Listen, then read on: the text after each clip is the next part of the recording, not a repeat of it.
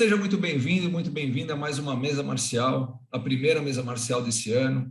E para a estreia do quadro, vamos conversar com uma lenda viva do jiu-jitsu, uma pessoa que tem aí uma vida inteira dedicada à evolução dessa arte, com mais de 70 anos de jiu-jitsu, o mestre Flávio Berg. Mestre, seja muito bem-vindo, muito obrigado por ter aceito aí o nosso convite. Uma honra para nós recebê-lo aqui em nosso canal. Muito obrigado, é um prazer para mim. Contamos também com a presença do professor Célio Silva, que é líder da United Kings, que é aluno e discípulo também do mestre Flávio. Seja bem-vindo, professor Célio. Muito obrigado por estar aqui hoje com a gente. Professor Luciano Sabato, líder da Sabato Jiu-Jitsu, nosso parceiro aí de longa data. Obrigado, Luciano, pela presença. E mestre Rodrigo Jarola, do canal Conexão Marcial. Prazer em revê-lo, Rodrigo. Obrigado, Fábio. Mestre, bem-vindo. Obrigado. Eu vou começar, então, com a primeira pergunta, começar pelo começo, né? Então, eu queria saber do mestre como é que foi o início no jiu-jitsu, né? Se teve aí uma motivação, uma pessoa que o motivou, e como que foi, né, praticar com o grande mestre Hélio Gracie. Seria duas perguntas, né? A primeira, você dividir em duas aí. Na verdade, eu não fui por vontade própria, eu tinha 10 anos de idade, meu pai é que ele me levou. Meu pai era amigo do Hélio Gracie e me levou lá porque eu precisava de fazer exercício físico, já que eu tinha a saúde meio comprometida, com asma e tal, e era um menino retraído. Então, ele me levou para conhecer. Para mim, foi uma surpresa, eu nunca havia ouvido falar disso, e muito menos do Hélio Gracie. Então, foi uma surpresa agradável, porque, na verdade, eu tive contato com o Hélio. Ele me fez entrar no dojo, que era na casa dele, e lá, então, ele disse, segura no meu kimono aqui, passa a perna ao redor da minha, e foi o Sotogari, então, e ele caiu. Quando ele caiu, eu fiquei surpreso, eu disse, pô, como é que pode?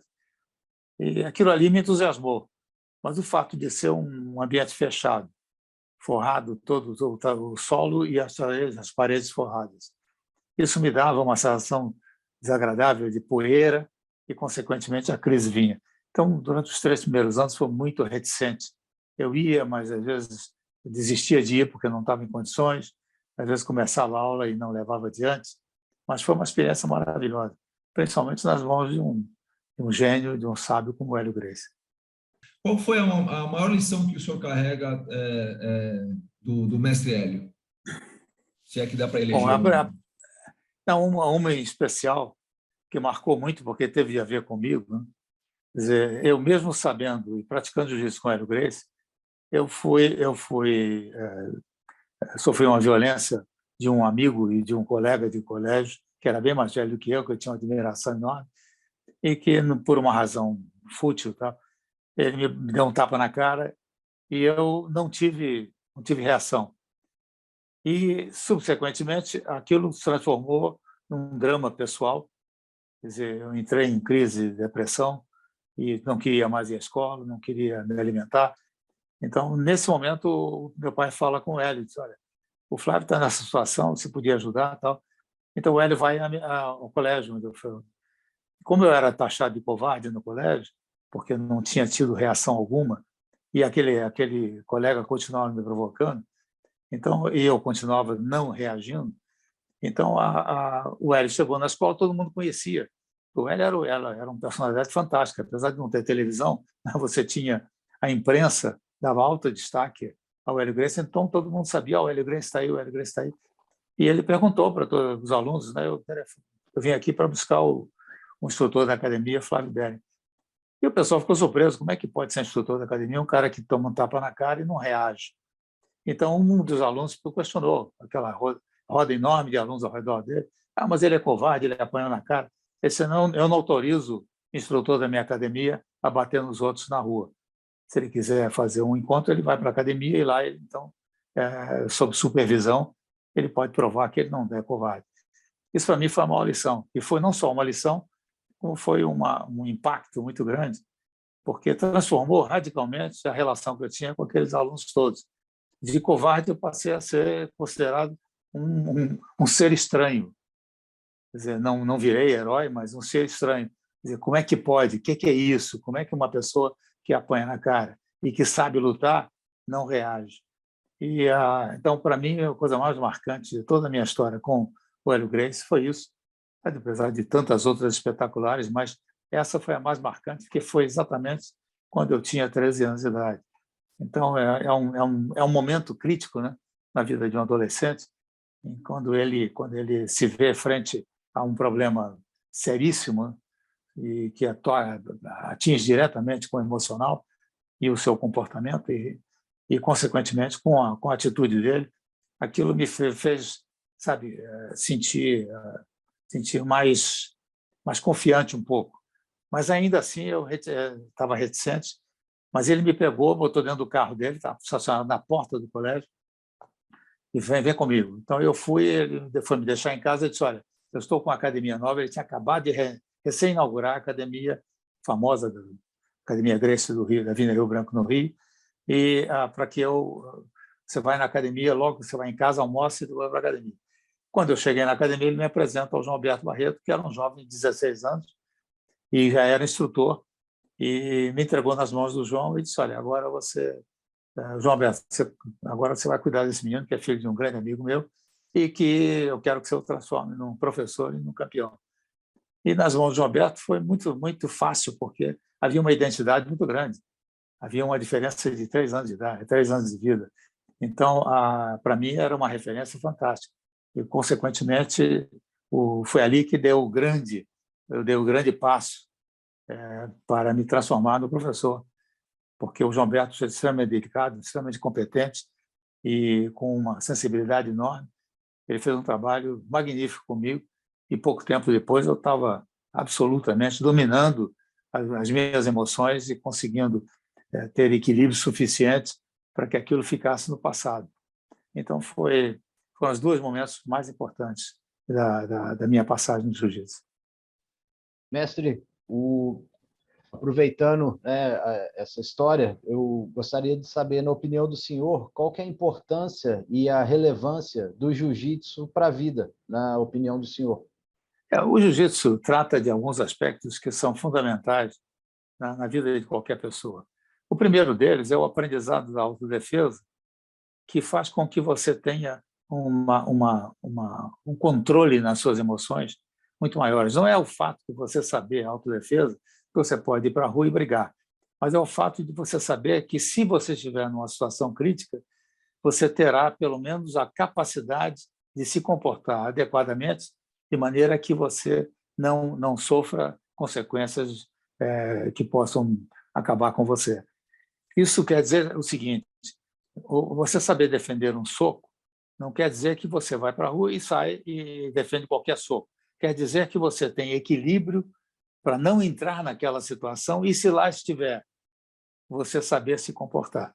Então, esse é o aspecto primordial. Então, essa é a base, é o fundamento do jiu-jitsu para qualquer pessoa. O saber lutar que eu digo, lutar dentro de campeonato, é um outro aspecto. Aí você tem porque você tem o que é uma luta num campeonato? Uma luta de MMA é uma luta que está programada com pessoa que também é competente, que está mais ou menos à sua altura ou até com mais capacidade que você, com uma regra e com arbitragem. Por conseguinte, tudo ali está limitado. Quer dizer, se você está sofrendo, por exemplo, no caso do MMA, você está sofrendo uma pancadaria enorme, o árbitro pode intervir e acabou a luta. Na rua não tem esse aspecto. Não tem árbitro e não tem limite, não tem tempo, não tem regra. Então, a autodefesa ela tem essa contribuição essencial para que a pessoa possa ter esse controle e saber se comportar. Então, essa é a grande contribuição, sem dúvida alguma. Agora, lutar é bom? Porque você estimula o seu emocional, você dá a você uma capacidade de superação, quer dizer, a autossuperação, que é fundamental, porque é aquilo que você busca permanentemente. Ora, aquilo se reflete, quer dizer, tudo isso que eu estou me referindo se reflete na sua vida pessoal. Consequentemente, no seu trabalho, na sua vida amorosa, na sua vida familiar, onde quer que seja, você está mais equilibrado para enfrentar as agruras do cotidiano. O que está te atingindo naquele momento? É você respirar fundo, saber equilibrar-se para poder enfrentar e poder superar. Muitas vezes a superação não é imediata, mas com a perseverança você vai conseguir chegar lá. E isso se adquire, e o jiu-jitsu contribui enormemente para isso. Quer dizer, então, as artes marciais, desde que você, ao entrar numa academia para aprender, e que você tenha um professor competente, e você acredite naquilo que o professor está lhe ensinando, já é a grande contribuição. Porque não adianta você chegar numa academia e ter, sabe, interrogações todo o tempo. Isso não vai lhe habilitar, nem vai dar a você o equilíbrio necessário e a abertura necessária que você precisa ter para poder receber os ensinamentos e poder fazer com que aquilo se integre no teu íntimo e que você possa ter, efetivamente, um comportamento adequado em todos os setores da vida. Então, eu acho que a grande contribuição que a arte marcial em geral e o jiu-jitsu em particular oferecem ao praticante. E aí eu queria que você comentasse uma situação a qual eu estava presente, né? Um evento que eu estava presente. A postura do mestre naquele dia teve um significado muito importante, né? Foi o seguinte, mestre, quando o senhor fez 80 anos de idade, o senhor colocou uma faixa branca com a ponta vermelha, né? Exato. E eu estava lá nesse dia e eu gostaria que o senhor comentasse um pouquinho esse evento, essa ação do senhor, né? O significado daquilo, qual que foi a ideia. Eu acho que o momento que a gente vive de jiu-jitsu, né? A gente vê faixa preta aí, o cara conquista a faixa preta e ele acha que chegou ao céu, ou a gente pega o faixa roxa que treina e acha que já está num nível absurdo, né? Que, enfim. Então, queria até faixa azul, né? A gente vê às vezes faixa azul achando que ele já é o cara, né? Você ensina para o cara um armlock, para ele não ele quer aprender o armlock voador, mas ele não sabe ainda nem o armlock da guarda direito, ele não sabe nem o armlock da montada, né? Ele já quer aprender berimbolo, quer aprender um monte de coisa, enfim. E aí, queria que o senhor comentasse, né? Acho que esse evento, essa atitude do senhor, que foi bem bacana. Esse evento ocorreu o seguinte: como eu estava completando um ciclo na idade, né? E completando um ciclo no jiu-jitsu, porque as datas coincidem, né? Eu estava completando 70 anos de prática no jiu-jitsu, então eu resolvi transformar isso num evento. Veja bem, em primeiro lugar, o evento que foi realizado não foi criação minha, foi um conjunto de pessoas que se reuniu e que, num dado momento, acharam que seria oportuno se fazer um grande encontro para celebrar a data. Isso convidando as pessoas que fossem mais próximas, os amigos e tudo mais. Enfim, então, esse foi a base do evento. Ora, em havendo o evento, quando chegaram para mim e disseram: olha, vamos fazer isto, como já fizemos outras vezes em outros anos, então vamos fazer novamente. Então, que ótimo, tal. Só que eu achei que seria, então, completando 80 anos de vida, porque 80 anos de vida é um negócio curioso, né? Muitas pessoas dizem: o que é isso, né? Para quem não chegou lá, não sabe. E não dá para perceber o que é. Então, eu comecei a entender que aquilo seria um momento de mensagens, um momento de passar informações para as pessoas, de vivências que eu tive. Né? E uma delas foi essa. Eu sempre disse, toda a minha vida, que eu era um eterno aprendiz. Eu me dediquei ao jiu-jitsu como aprendiz e sou um aprendiz até hoje. Eu estou absolutamente aberto a tudo. Quer dizer, você me conhece bem, você sabe que eu faço isso. Quer dizer, nós conversamos, nós trocamos ideias, e quantas vezes a sua ideia ela é tão boa que eu faço uso dela. Então, o aprendizado é permanente. Então, a minha mensagem é o seguinte: gente, vamos entender que não importa a idade e o tempo que você tenha em qualquer atividade, no caso em especial com o jiu-jitsu, você não sabe o suficiente, você deverá estar sempre com a mente e o coração aberto para o aprendizado. Então, para isso, eu tinha que simbolizar. E para simbolizar, então eu vou colocar uma faixa branca. Por que a faixa branca? Porque o Hélio Gracie, em protesto aos excessos que houveram durante toda a história do jiu-jitsu, de pessoas graduando, e ele não concordava com aquilo, ele achava que aquilo era um absurdo, que as pessoas não estavam preparadas dentro da interpretação que ele tinha. Então, ele botava uma faixa azul. Ele usava a faixa azul como simbolicamente um protesto contra esses excessos. Então, eu disse, bom, eu não posso botar uma faixa azul, eu tenho que botar uma faixa menor, então seria a faixa branca. Aí, por que da ponta vermelha? Porque quando você pratica, entra na academia, você recebe uma faixa branca com uma ponta preta, que é o que caracteriza a faixa do jiu-jitsu, que é diferente da faixa de outras artes marciais. Então, essa ponta é que diferencia tudo. Isso foi assim desde o princípio. No momento em que se passou a se usar faixas coloridas, para diferenciar de outras artes marciais, colocou-se uma ponta. E essa ponta na faixa branca é a ponta preta. Você até o 6º grau, você vai estar com a faixa preta e quando você recebe a faixa preta, você recebe uma ponta vermelha. O que quer dizer? É a primeira etapa da sua vida para, quem sabe, um momento você galgar o patamar de faixa vermelha. Tanto que você vê que, logo em seguida, no 1º grau de faixa de mestre, é vermelha e preta. Ainda permanece com preto. Depois é vermelha e branca. E depois é a vermelha. Ora, então, para que eu pudesse simbolizar corretamente, então eu resolvi criar a minha faixa ser faixa branca com a ponta vermelha, porque eu passei a ter como vislumbrando um futuro em que eu voltaria à faixa vermelha por a minha dedicação e o meu aprendizado contínuo. Então, foi esse todo, simbolicamente, foi isso que eu fiz. Não perguntei a ninguém, não tem que consultar ninguém, nem perguntar a ninguém. Eu fiz por fazer, sabe? E foi curioso porque houveram interpretações das mais variadas. E todas elas têm validade. Porque se a pessoa discordava daquela minha coisa, por que ponta vermelha? Cara, porque eu quero. Eu tenho direito, pela minha história, pela minha vivência, pela minha bagagem, eu tenho o direito de definir qual é o simbolismo que eu quero ter para demonstrar aquilo. E para um circuito fechado. Tanto que, logo após, eu fui dar um seminário no exterior até. Eu apareci no seminário com muita gente, acho que umas 200 ou 300 pessoas, eu apareci de faixa branca. Foi um impacto, principalmente se tratando do exterior. O pessoal, o que é isso? Sabe? Sabiam da história, mas ao me ver com a faixa branca, com a ponta vermelha, aquilo deu um impacto, porque se você observar, aí o kimono fica todo branco, só fica aquele pontinha vermelha ali que faz o diferencial, fica tudo branco. Então, como é que aquela pessoa que está ali para aprender com um grande mestre, faixa vermelha, vai aprender com um faixa branca? Porque isso é curioso.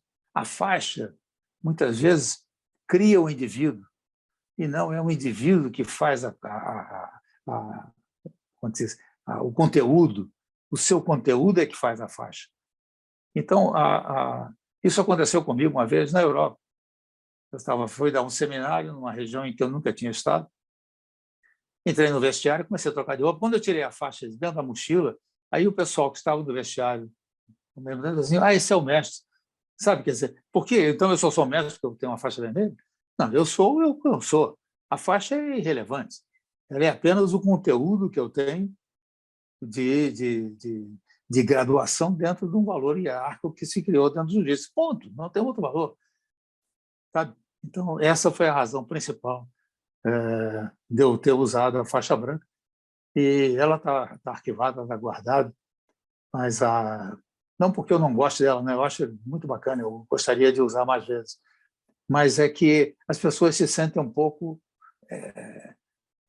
impactadas com o fato de ser um faixa branca que está lá na frente ensinando.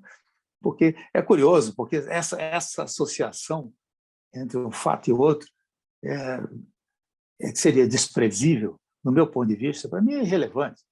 Se você é faixa preta 5, 3 ou 4 graus, para mim é irrelevante. Você é faixa preta e o que tem dentro de você, a sua competência e o seu lastro, que vai me dar a satisfação de poder estar ao seu lado e conviver com você e aprender com você. Caso contrário, não. Sabe? Agora, é também um alerta, como você acabou de dizer, dessas pessoas que se acham, né? Botou uma faixa preta na cintura, agora eu sou, agora eu sou. Não, você não está apenas começando, porque todos os anos anteriores e a vivência que você teve até chegar na faixa preta foi uma vivência de puro aprendiz. Quando você chega na faixa preta, você tem duplo trabalho: continuar aprendendo, evoluindo e ter capacidade pedagógica para ensinar competentemente. Então, aí você assume uma dupla ação. Então, quando você chega na faixa preta, assim, puxa, respira fundo, porque agora é que começa a batalha. Quando chega na faixa vermelha e preta, quer dizer, que seria o primeiro grau, o 7º grau de mestre, é outro passo, sabe? Porque aí você será chamado de mestre, mas fazer jus ao título de mestre tem um significado muito mais amplo do que simplesmente botar uma faixa na cintura.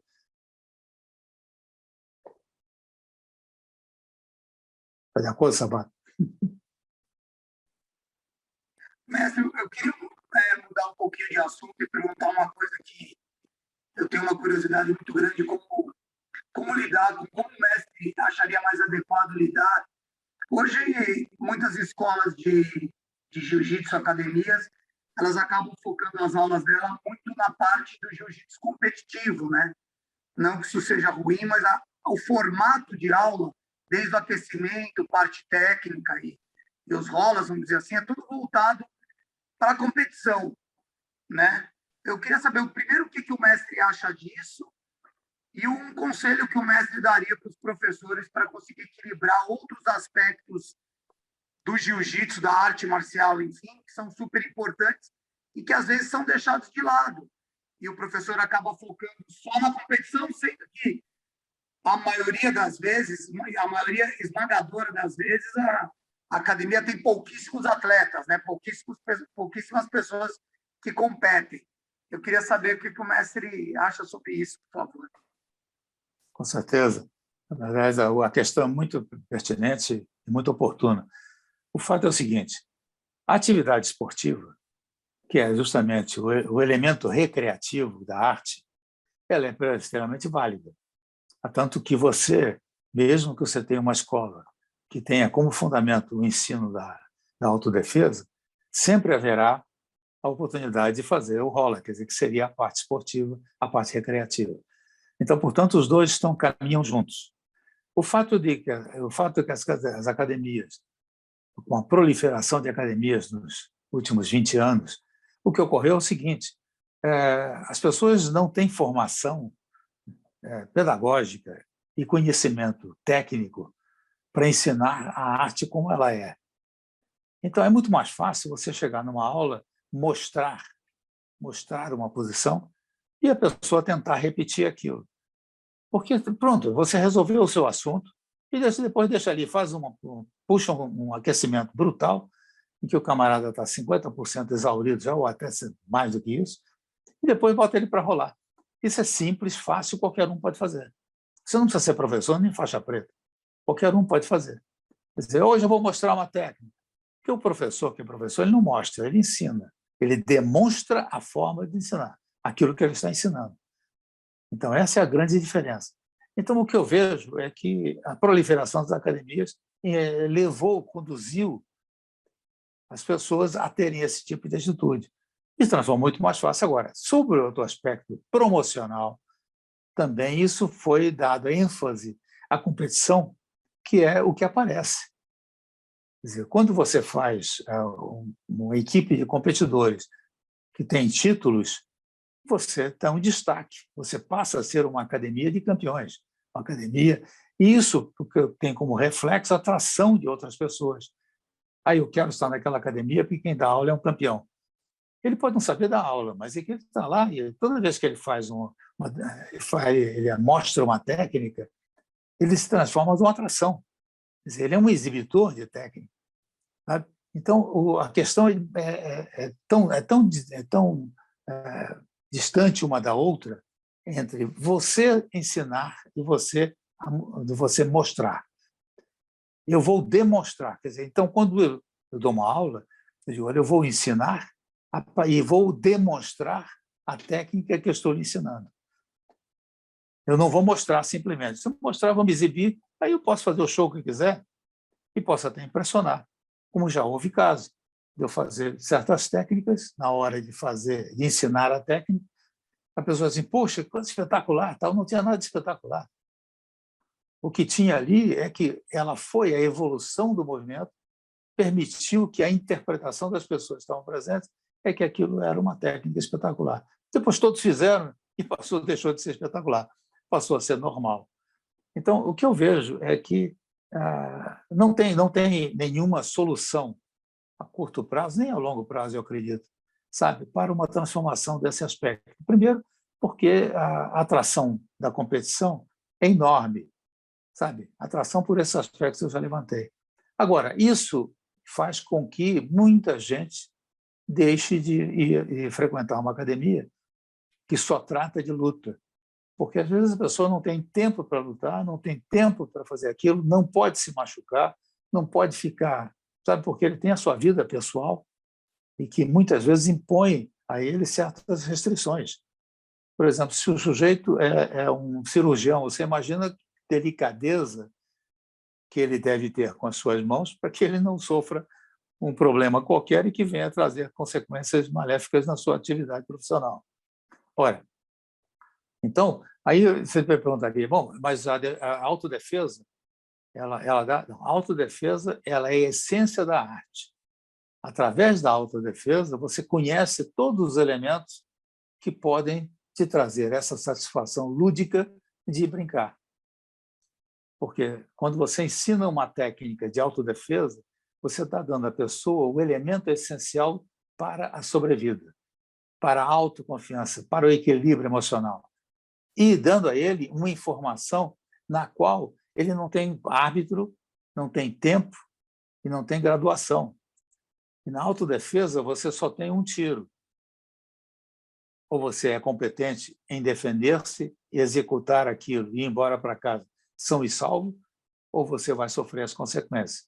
Ora, quando eu ensino para o sujeito a trabalhar, por exemplo, alguém que entrou na minha guarda e vai resolver me espancar, se eu sei dominar aquela situação, neutralizar a tentativa de espancamento e subjugar o meu adversário, eu estou dando a ele tantas informações de ordem prática no segmento esportivo que ele terá muito mais condições, não só de execução técnica, como, meu caro, você está enfrentando a realidade. É aquilo, eu já fiz treinamentos durante muito tempo, eu não tenho mais academia há muito tempo, eu não faço mais esse tipo, eu só dou seminários e cursos e workshops, então, mas fazia na academia. Você entrava na guarda do outro com luva de boxe, okay? e batia. E a pessoa que estava embaixo teria que se defender. Ora, isso dava àquela pessoa uma sensação realista do que pode ocorrer e como ele deve trabalhar. Então, todo esse leque de conhecimento que ele adquire e a confiança que ele passa a ter na sua capacidade de controle de uma situação crítica, quando ele praticava o segmento esportivo, ele era muito mais incisivo, muito mais objetivo. Agora, dentro da competição, você tem um aspecto chamado regra. E a regra diz a você, se você fizer uma vantagem e terminar o tempo, você é campeão e vai para casa com uma medalha. Sabe, essa medalha, em primeiro lugar, ela é efêmera, ela não tem consistência alguma. Não porque você só ganhou pela vantagem, mas o fato é que amanhã você pode chegar na academia e alguém mais inferior a você em graduação pode passar o carro. Então, o fato é que ele não teve consistência no seu objetivo. O principal objetivo da arte jiu-jitsu de competição e de luta é a finalização. Porque tudo na vida depende de você objetivar, atingir aquele objetivo que você predeterminou. Isto é, finalizar. Eu comecei uma tarefa, eu vou finalizar a tarefa. Ora, se assim é a vida, por que ela não será também dentro do dojo?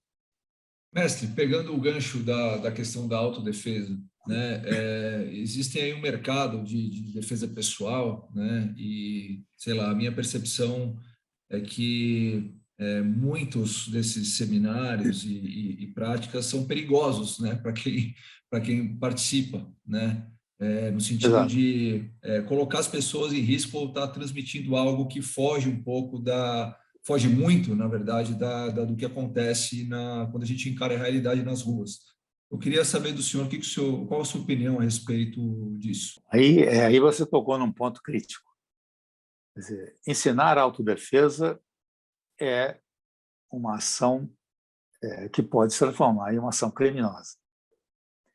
A ação de ensinar autodefesa tem como fundamento principal o conhecimento profundo, as razões pelas quais aquele movimento existe. Quer dizer, há uma diferença enorme quando você ensina técnicas de autodefesa para um homem de 20 anos de idade, forte, e quando você ensina para uma mulher de 20 anos de idade que não seja tão forte, ou que seja, sabe, uma mulher de 80 quilos e uma mulher de 60 quilos. Então, não é a mesma ação, porque até a agressão será diferente. Existem fatores aí que têm de diferenciação entre as agressões, porque, em primeiro lugar, é o seguinte, é a questão ambiental, é a questão da colocação, é a questão do que antecede a ação. Tá? Então, todos esses aspectos têm que ser considerados. Então, é leviano quando alguém se propõe a ensinar o que não sabe. Alguém que pega um livro e depois, com aquele livro na mão, vai ensinar, diz, eu agora vou ensinar a defesa disso. Ele não sabe nem de onde nasceu aquilo, para que aquilo existe, para que aquela forma e aquele formato existe. Porque são coisas que requerem, em primeiro lugar, vivência, experiência e experimentos. Existe um outro aspecto que é o seguinte: quando se trata de autodefesa, para você dar a uma pessoa condições para que ela enfrente qualquer situação em qualquer lugar, essa pessoa tem que dedicar 100% do seu tempo à prática. Porque é o condicionamento, o reflexo e a aptidão é que vai dar a você a condição de superar.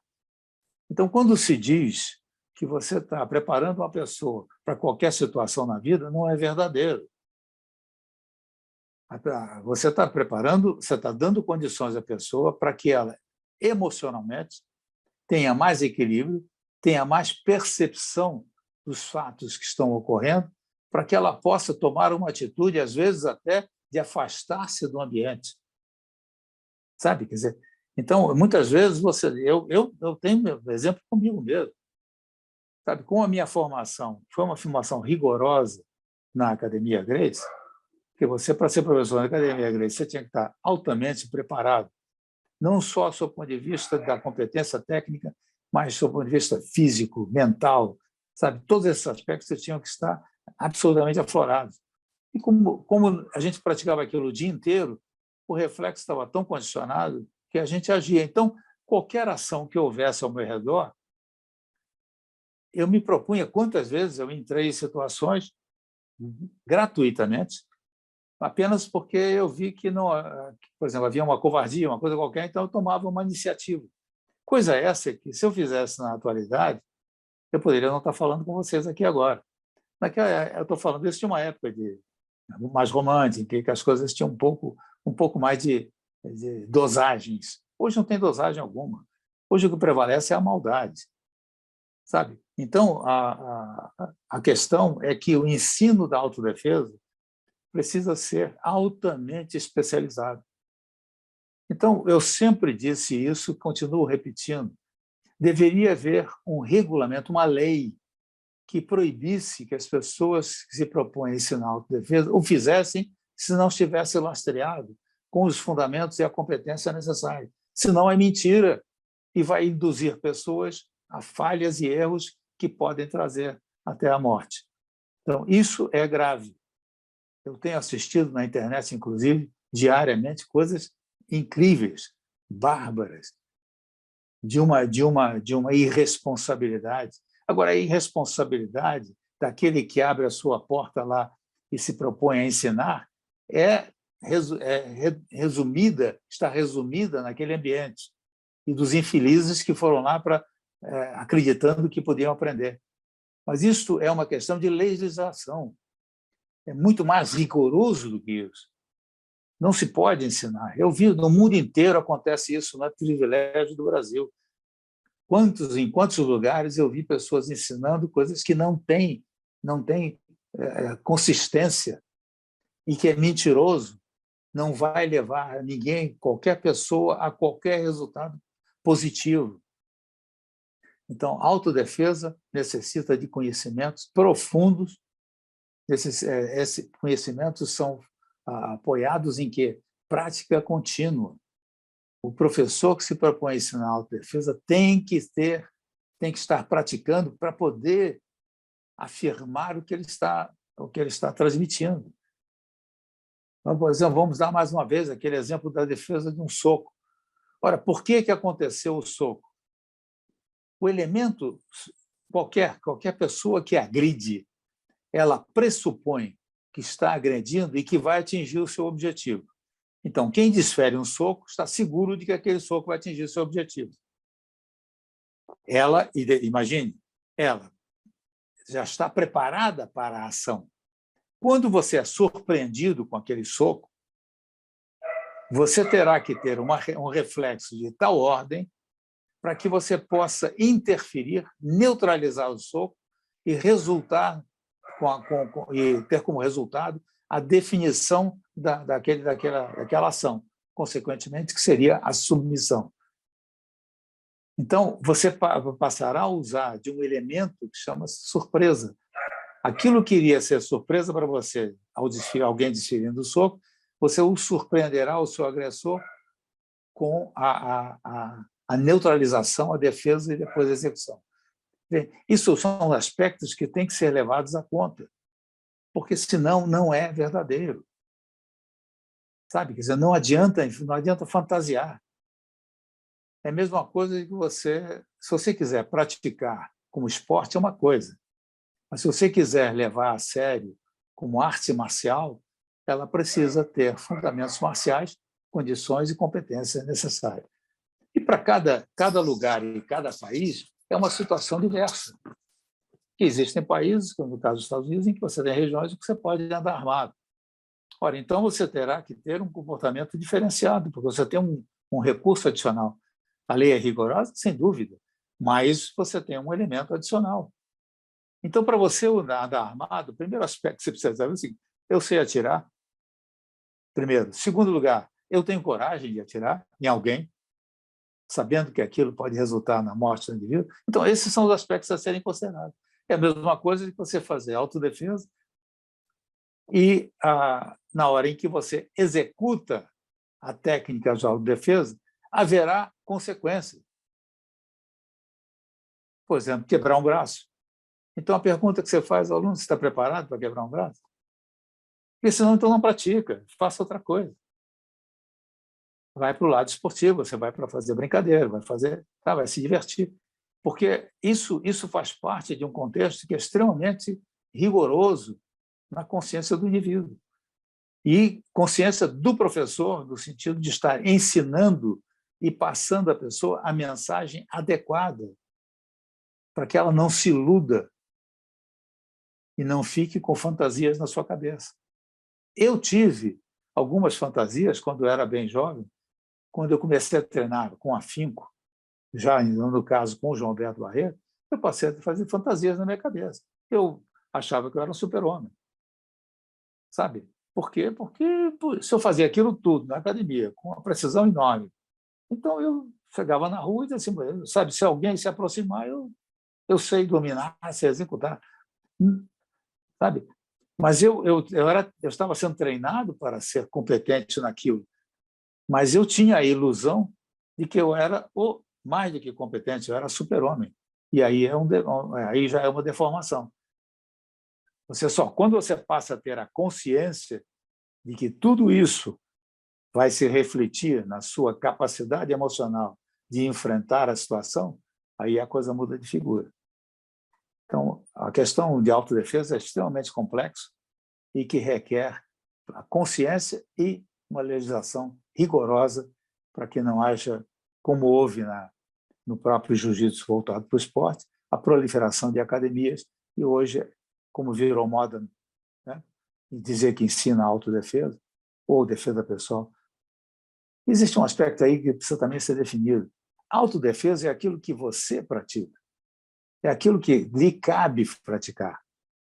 Defesa pessoal é todo um programa amplo que atinge todos os segmentos e todo professor tem que saber todo o programa de defesa pessoal. Mas, na hora de ensinar, ele particulariza, porque é adequado às condições físicas, mentais, emocionais, motoras daquele indivíduo que está recebendo. Não adianta você querer ensinar uma coisa que uma pessoa não tem capacidade, ela não vai ter condições de executar. Assim, no esporte também é a mesma coisa. Ah, vou fazer uma chave de braço volante. Quem faz? Então faz. Sabe? Essa chave de braço volante é uma questão também de prática e de adequação ao indivíduo. Sabe?